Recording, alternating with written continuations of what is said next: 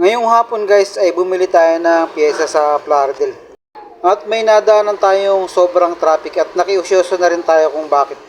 Yun naman pala ay may ginaganap dito ang Hito Festival. Dito yan sa Kamatsilihan, Bustos, Bulacan. Barangay Fiesta. August 16 nga ang piyesta dito at may ginaganap na palaro kaya nakiusyoso muna tayo sandali guys. Mud boxing habang nakasampa sa nakahigang kawayan. Pwede ba, pwede? Pwede ba, SK?